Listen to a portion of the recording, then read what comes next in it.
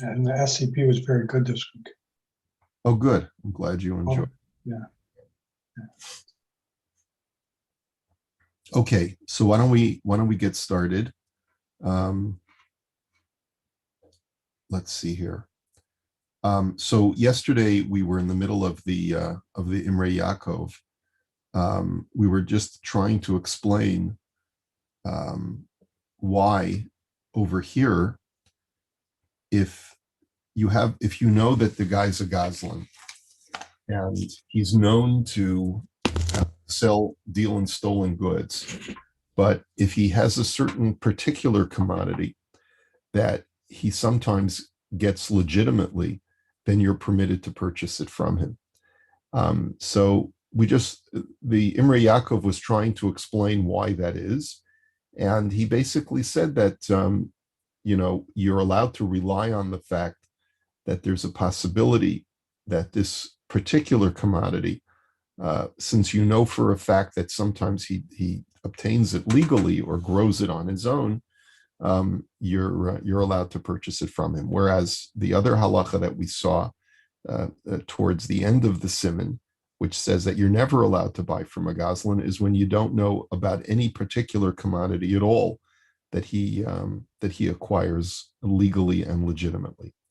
And again, not so thrilled about the distinction in halacha, but as we'll see when we learn the next sif, we're going to learn that as a general rule, we try to discourage a person in dealing with purchases from a known Goslin completely, even when there's a heter to buy from him. So, we'll try to move through it because I think we're going to start seeing a bit of repetition in the commentary. So he also pointed out now in Ayin Gimel, Lirkov al gabe behema.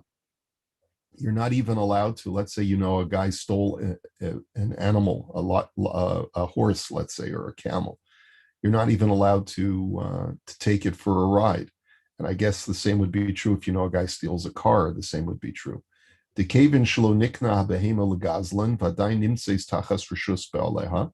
the reason is that since the animal does not legally belong to the Goslin, it still belongs to the original owner. Imkain habishal shalomidas means you're borrowing something without permission of the owner, and that's a form of theft also. The fact that the Goslin gives you permission to ride the camel is meaningless. Because he's not the owner. He has no controlling portion on this animal or on this object that is stolen, that is in his possession currently. Okay. All right, I'm going to move on in the Imrei, in the Rav Shulchan Aruch, because I'm starting to see that we're getting a little bit repetitious in the commentary. Okay, so let us move forward. Okay, Yud Aleph. V'chein likones bebayit gazul bevadai. The same halacha would apply to enter into a house or a piece of real estate that you know that is stolen. Even if it's to seek sanctuary from the sun when it's very hot and you're looking for shade, or when it's rainy and you're looking for a place to get respite from the wet and the cold. Or even just walking through a field that you know for a fact is stolen. Inyan mitzvah.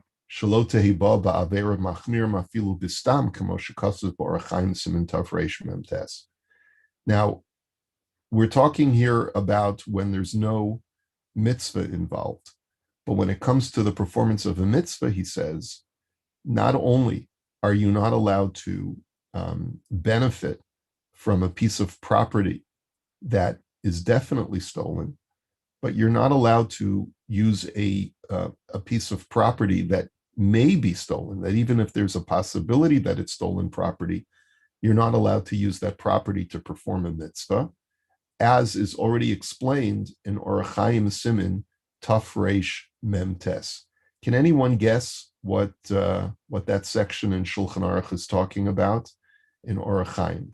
What type of observance do you think he's talking about over there? Lulav Gazul. Yes, exactly, Barry. Very good. So the halacha over there, the halacha over there is talking about when you go onto a field and you find a willow bush, or you find a palm tree, and the owner tells you, go ahead, you have my permission to cut the branches in order to fulfill your Jewish tradition. The halacha states that if the person is a heathen, you have to suspect that maybe he stole the property from someone, and therefore you're not allowed to take it from a heathen. Now, a heathen, it's not, the reason why I use the term heathen, it's in Hebrew, it's akum, which is an acronym for Ovdei Kochavim Umazolos, people who worship idols and the stars, okay? And so it's not, that doesn't seem to apply in a civilized Western society today. In other words, in places where we live, a non-Jew who lives in a house is assumed to be the rightful owner. But if you live in a land where there's more lawlessness, so then you have to suspect that maybe a person who's occupying a piece of property may not be the legitimate owner. So when it comes to the performance of a mitzvah, we're machmir that even if there's a possibility that it's stolen property, you're not allowed to use anything on that property to fulfill a mitzvah. But when it comes to just walking or traversing a piece of real estate, or trying to get sanctuary from the cold or the heat, where there's no mitzvah involved, so then we're not as machmir, because it's not as repugnant, since you're not doing a mitzvah with that object. There's certainly nothing wrong with you benefiting from a property, and you don't have to start worrying that maybe it's stolen.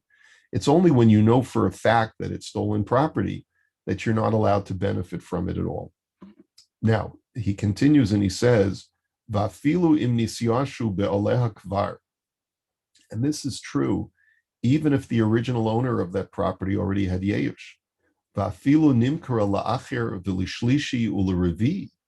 He says, and even if the real estate changed hands many times since it was originally confiscated by the Gazlan from the rightful owner, he says, nonetheless, whereas we saw before when it comes to chattel, when it comes to movable objects, if a Gazlan steals it and then sells or gives it to a third party, then it no longer belongs, since there's yeush and there's shinoi reshus, since there's that sense of the owner has given up and it's changed hands since it was stolen by the Gazlan, it no longer legally, halachically belongs to the original owner. But real estate is different. Real estate, no matter how many times it changes hands after it was stolen, always remains in the possession of the original owner. And the reason for that is, shahakarka eina nigzeles, ve'eina yotzeis mirishus ba'aleha l'rishus mishu biyado la'olam. He says, because real estate, that's why it's called real estate. It's something that is truly, once you have it, no one can take it away from you. That once you own a piece of property, no matter who tries to appropriate it from you, since real estate is non-movable, it's not something that can be taken out of your possession. And so no matter how many times the property has changed hands, if you know that it was originally stolen, you're not allowed to get any benefit from it whatsoever.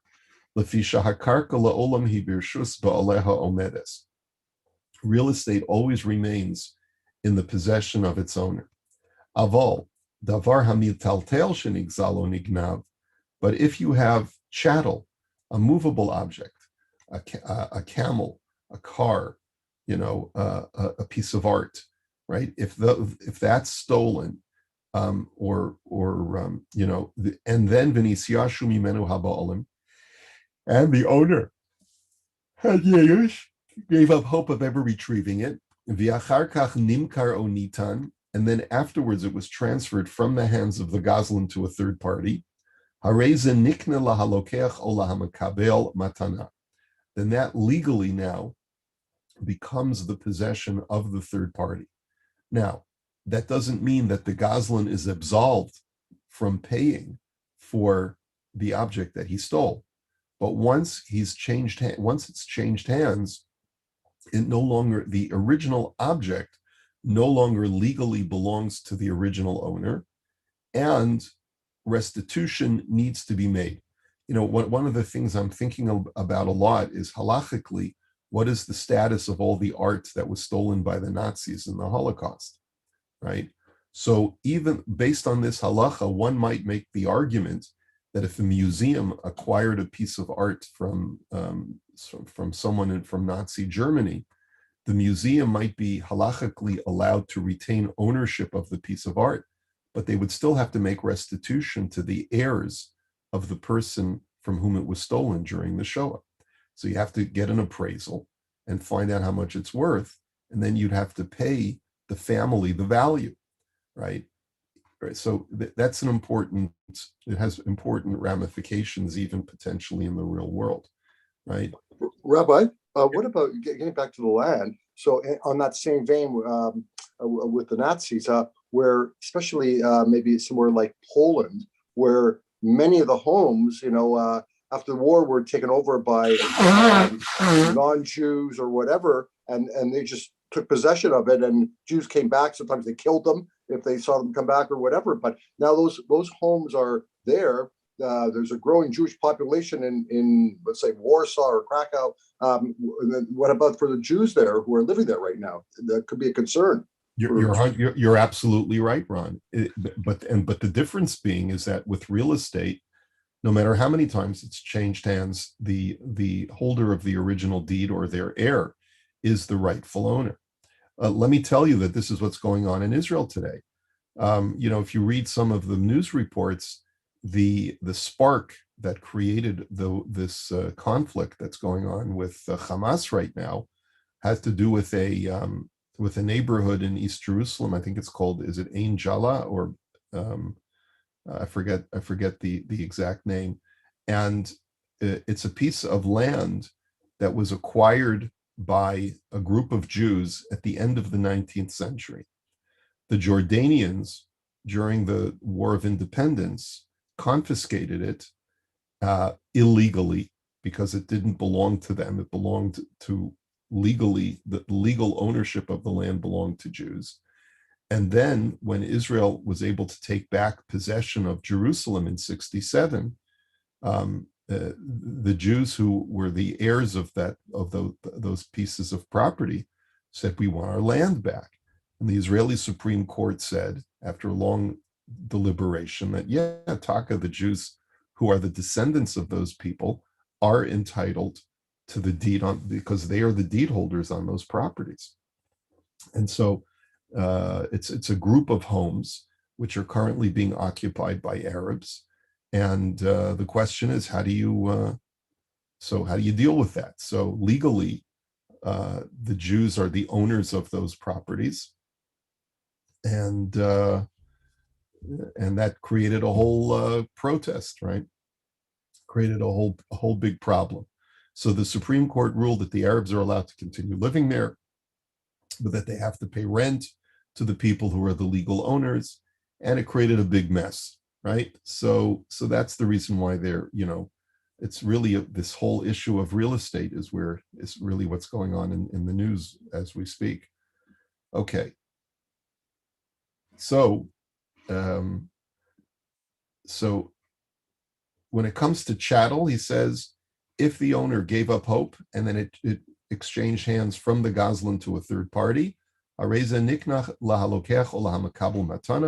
it legally belongs to that third party.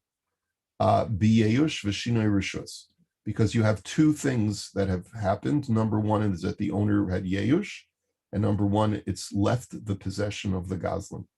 And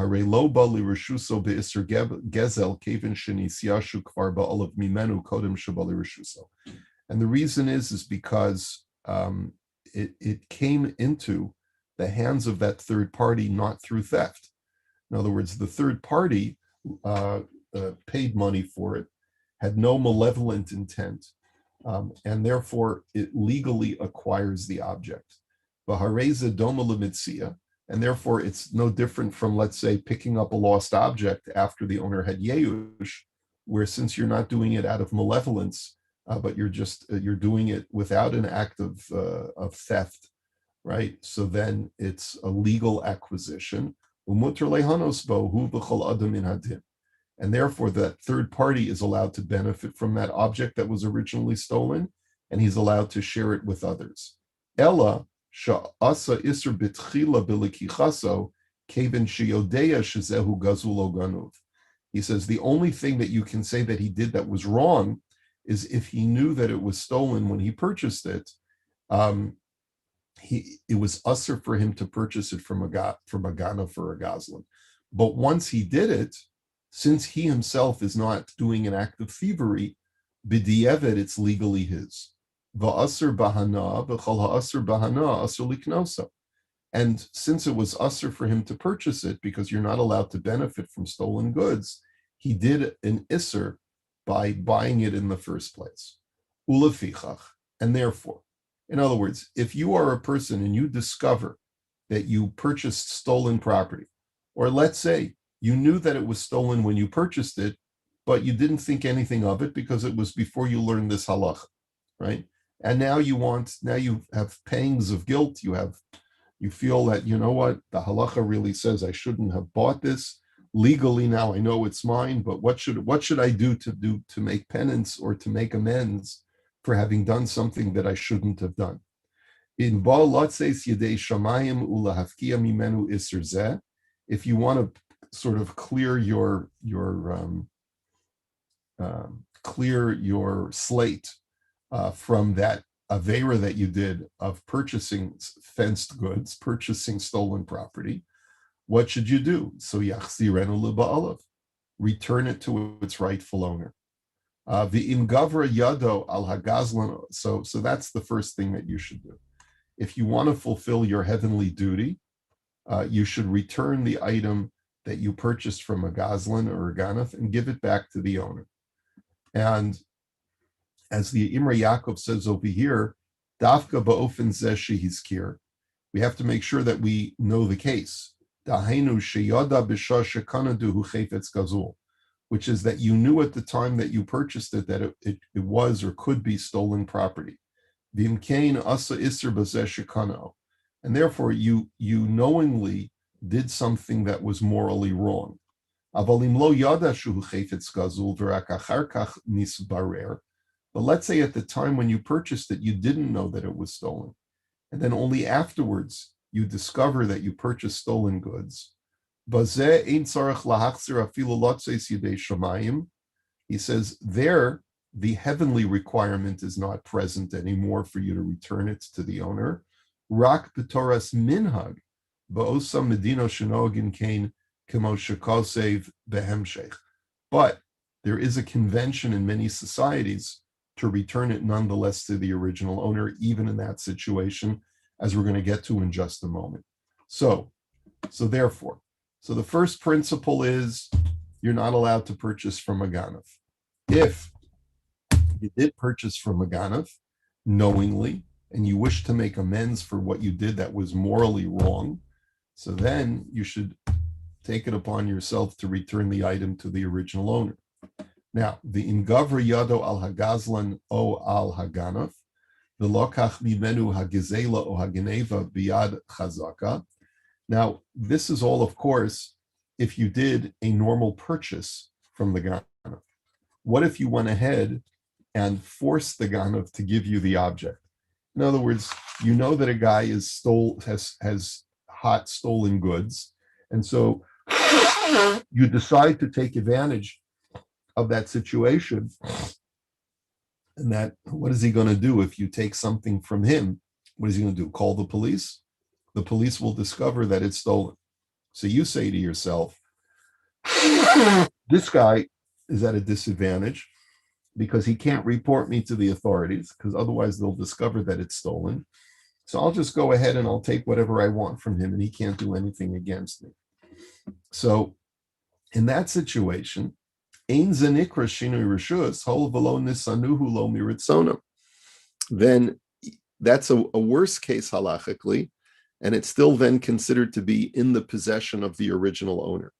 Normally, when an object changes hands from a gazlan to a third party, so then it's considered to be no longer in the possession of the original owner. But in a case where you forcibly take it from the ganav, so then it's still considered to be in the possession of the original owner, since there was never any peaceful transfer from the original owner to a third party. It was malevolently, illegally taken from the original owner, and then this third party, again, illegally or malevolently took it from the gazlan, and therefore it always still remains in the possession of the original owner. And in that scenario, you would have to return it back to the original owner halachically. So finally, he says, Uvemedinos elu.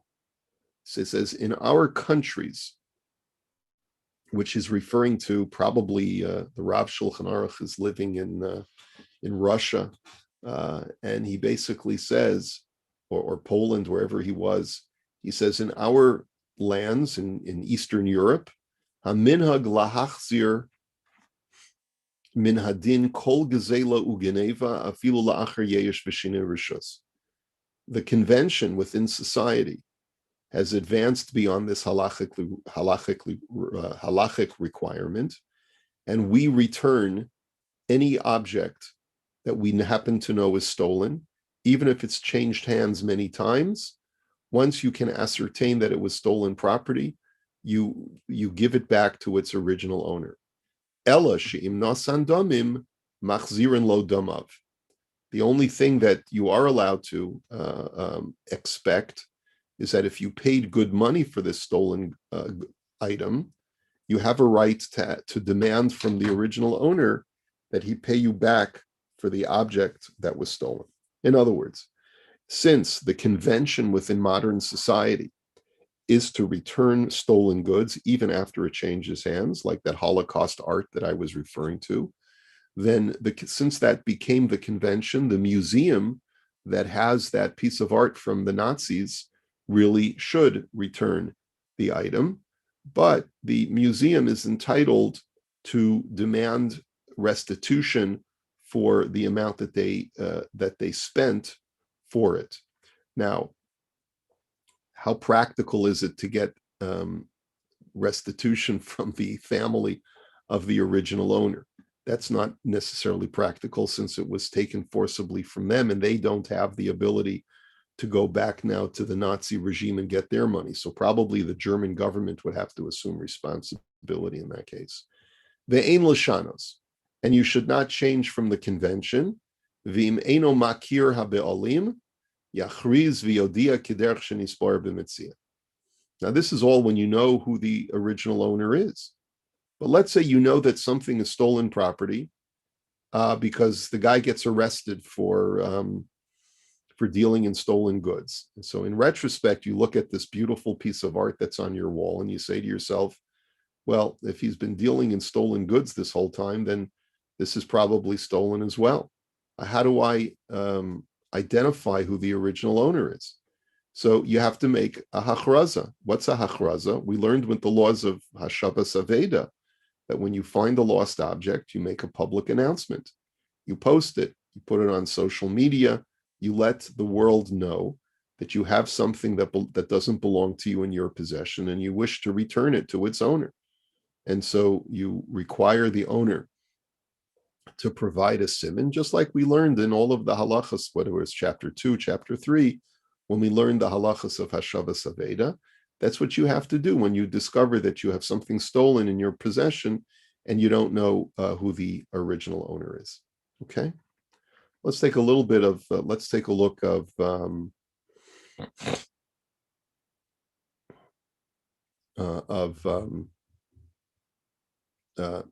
the Imrei Yaakov.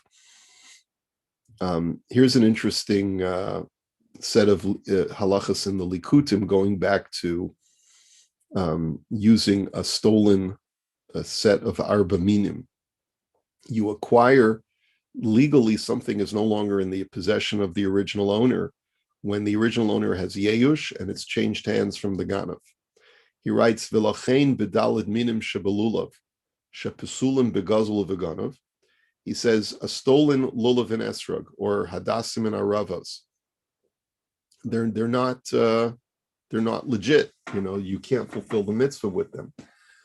And as a matter of fact, the poskim, even the modern day poskim, say you have to be very careful specifically with aravos, because especially in the 20th century, Rav Moshe Feinstein talked about it. Another poskim talked about it. There were kids who would go around in the neighborhood, in New York City or in Muncie or wherever it was, and they would just walk around to different people's properties. And whenever they would find a willow bush, they would just clip off a whole bunch of stuff from a person's property without their consent.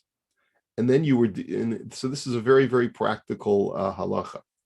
So even though you can't fulfill the mitzvah with dalad minim that are stolen, mikol makom im hayeyeyosh vishinoi rishus kasher dekanye al yedei zeh. He says, nonetheless, if the original owner gave up hope of retrieving what was stolen from them, plus the Goslin had a middleman that he gave it over to before it came into your possession, so then it's perfectly kosher for the mitzvah. Ule'inyan bracha nechlaku haposkim. But can you make a bracha on a stolen item for arba minim? He says that's also a machlokas. In other words, is it kosher for the mitzvah? Yes. But can you make a bracha on it? So here's an interesting machlokas. The das hamagin Avram demutar levarich al zeh. The Magen Avraham, who's one of the primary commentaries on the Shulchan Aruch in Orach Chaim, says totally fine. Aval das hataz te'ein levarich al zeh. But the Taz says no. He's the second primary commentary. He says you're not allowed to make a bracha on a stolen item, because even though technically there's nothing wrong with it halachically, but how can you thank God and place God's name on something that came into your hands through an act of thievery? V'chein le'inyan tzitzis hadin kain shem gazal tzitzis v'nisyashu haba'alim u'machrim la'acherim. He says if a person deals illegally in stolen Judaica, the same halacha would be the same. Let's say a person is able to make a deal with a group of hooligans to break into a Judaica warehouse, steal the talesim, and then he becomes the third party and he buys it off of the hooligans, and then he sells it online. He says, according to the Magen Avram, no problem, you're allowed to make a bracha on that talis. And the Taz would disagree. Same thing applies to tefillin. Because of a Mishnah Berurah Siman Chaf Hey Sifkat Nudala Demisha Lakach Me Hakona Shu Kvar Rosh Shlishi Nira Diyuchal Levarech. And the Mishnah Berurah, who's usually the final arbiter on these things, says that if you purchase a pair of tefillin from a third party, that you would be allowed to make a bracha. The language here is a little bit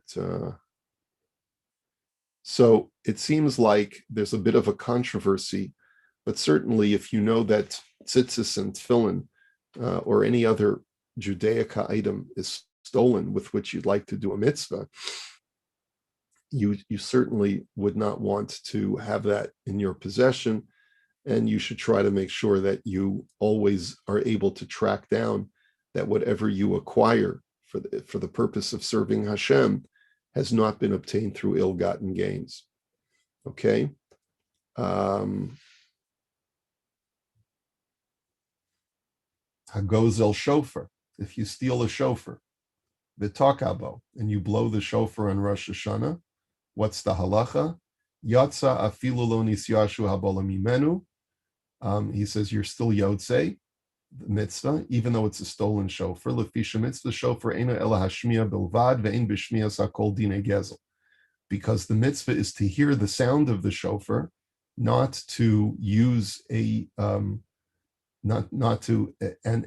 there's no thievery in the hearing of the sound of the shofar. Achzer rak b'di'eved, aval lechatchila asur litkoa bo ba'al korcho shel haba'olim. But of course, this is only b'di'eved. You're not allowed to go against the will of the owner of the shofar and just grab it from him and start blowing it. All right, we'll have to hold it here for today. And we'll continue Mirz Hashem tomorrow. Okay, everybody? So have a good day.